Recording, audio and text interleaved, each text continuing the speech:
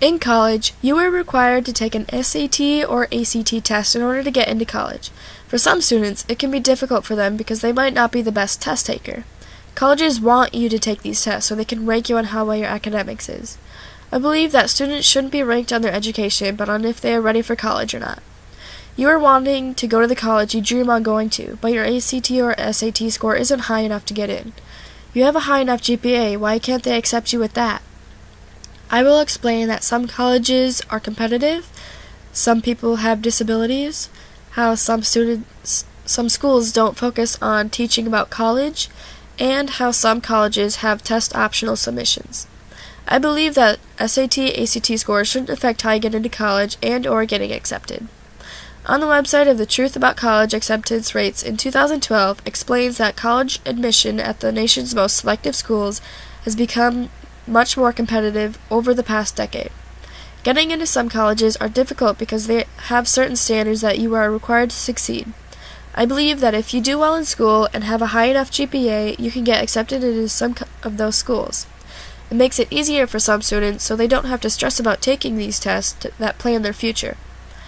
Acceptance rates are decreasing throughout the years, making it more difficult for students to get into the college that they want.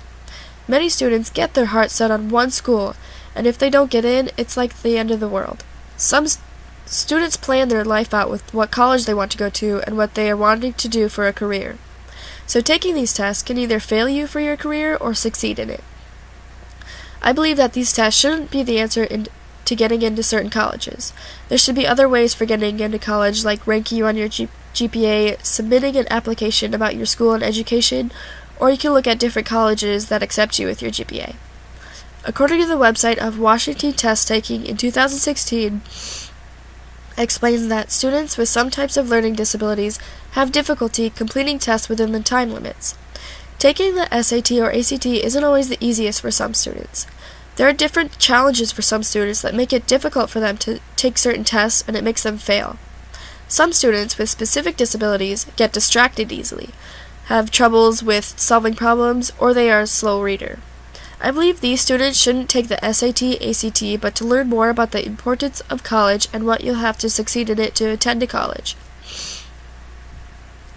Colleges should accept students with learning disabilities even when there are other schools that accept them. For some individuals with disabilities, test taking can present specific obstacles. Everyone has obstacles in life, but taking tests is one that no one can really get around. There are difficulties when taking these tests, and it makes it hard for some students to try and focus on certain tests when their future depends on it. These tests make students stress over getting a good score and to get into the college that they want and to plan what their future holds for them.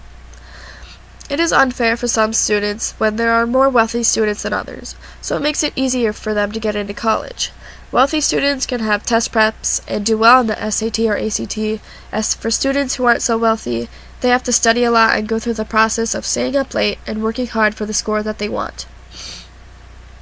I believe that these tests should have no right to put so much stress on a student to fulfill their future and what it holds.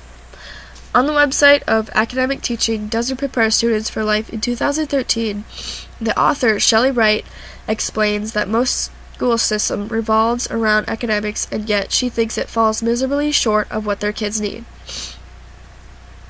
I believe that students should be taught more on the importance of college in high school. Some students should discover what they are passionate about in their future and what college is like to succeed in your dreams. I believe in order to fulfill your future and what you want to do, you shouldn't have to take the SAT or ACT test to show whether you know the knowledge of it, when not allowed to students or taught it in school. Everyone should be taught that they are good enough for college, even when you get a bad score on tests. That is why I believe that the SAT, ACT shouldn't affect some students, because there is more than just the numbers that grade your knowledge for it. According to the website of What Are You Really Learning at School in 2011, that explains that the ever-growing emphasis on academic performance and test scores means many children aren't developing life skills, self-control, motivation, focus, and resilience. I believe that one strategy is to teach children that the differences between easy and difficult subjects can provide useful information about their goals and interests.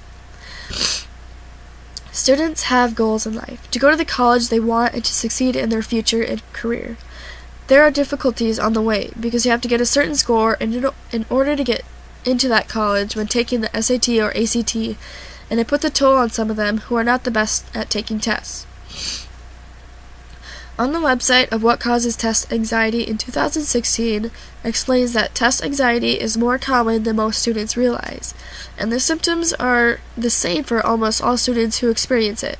When students worry about the outcome of the SAT or ACT test, it can lead to pressure and a lowered self-image. Students become afraid when taking a test because they think that other students will judge them on their knowledge, so it makes them think they are not good enough for school or college. I believe these tests can lead to an increased amount of test anxiety among students because they want to do well on the test in order to get into the college. But they shouldn't excel in the thought of having to take these tests to succeed. According to the website of College Applicants Sweat the SATs in 2014 explains that some 800 of the roughly 3,000 four-year colleges and universities in America make SAT or ACT submissions optional. I believe that all colleges shouldn't have to require a SAT or ACT score in order to get into the college. These tests are not a fair way to show students their skills and knowledge. Human intelligence has so many aspects, it's so complex, so varied, that no standardized testing system can be expected to capture it. I believe that more colleges and universities will have the data they need to support dropping the SAT and ACT requirements when there are test optional submissions that improve diversity and does not undermine academic quality. Overall, I believe that colleges should have admissions where SAT, ACT scores shouldn't affect how you get into the school you want to go into your future. We are more than just numbers, and it makes it easier for students who have a high GPA but don't do the best at taking tests. These tests shouldn't value on if we are good enough to go to college, but what we can really do with our knowledge and to express it. I thrive for students to be able to go to the college they dream about and not have to worry about the difficulties of the SAT or ACT tests that define them. Thank you.